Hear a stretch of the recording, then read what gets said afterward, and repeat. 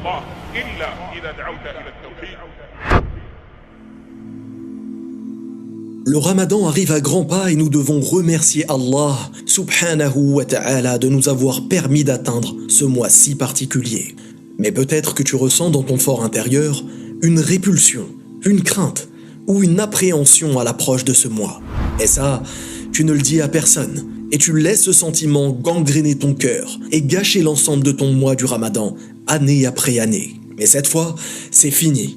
Écoute ces conseils simples et largement à ta portée, qui, je l'espère, te permettront de réussir ton mois du Ramadan.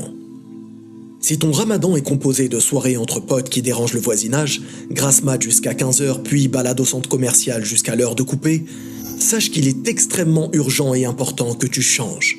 En réalité, tu es juste sans boussole et perdu.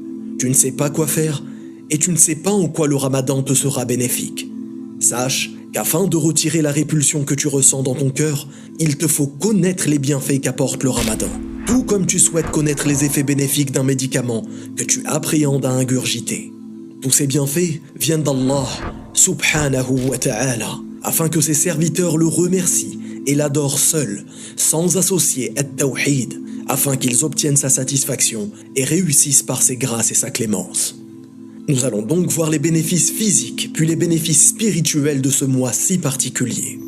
Tout d'abord, laisse-moi te citer les bienfaits physiques et médicaux que le jeûne apportera à ton corps. Lors des 2 premiers jours, le niveau de sucre dans le sang chute drastiquement et la pression artérielle baisse considérablement. Le processus de nettoyage naturel débute. Les premiers jours sont souvent accompagnés de maux de tête, de vertiges et de faim intense, mais ne t'inquiète pas. Les jours qui suivent, le corps commence à s'habituer et le système digestif se repose plus longuement. Toute l'énergie normalement utilisée à la digestion est maintenant utilisée au nettoyage de tes organes, mais aussi à la régénération des cellules et l'activation des globules blancs visant à réparer les organes atteints. En milieu de mois, le cerveau connaît une capacité alors plus importante à la concentration. Une sensation globale de bien-être est physiquement ressentie. Le côlon, les reins, les poumons et le foie, entre autres, débutent leur phase de régénération en éliminant leurs toxines. Enfin, lors des 10 derniers jours du Ramadan, le corps s'est habitué à s'abstenir de nourriture excessive. Une amélioration de la mémoire peut même se ressentir. L'ensemble des organes terminent leur processus de guérison et le corps peut enfin fonctionner avec ses capacités maximales, même en jeûnant. Deuxièmement, parmi les nombreux bienfaits spirituels de ce mois, le Ramadan est le mois durant lequel la parole d'Allah fut révélée. Dit comme ça te fait peut-être rien et pourtant, il s'agit de quelque chose d'extrêmement important.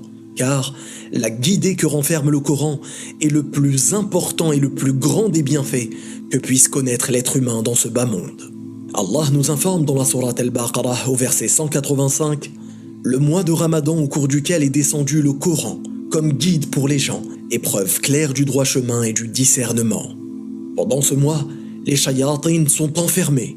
Allah subhanahu wa ta'ala te facilite les choses pour que rien ne t'empêche de faire du bien. Autre bienfait spirituel, le fait qu'Allah pardonne les péchés commis à celui qui jeûne le Ramadan.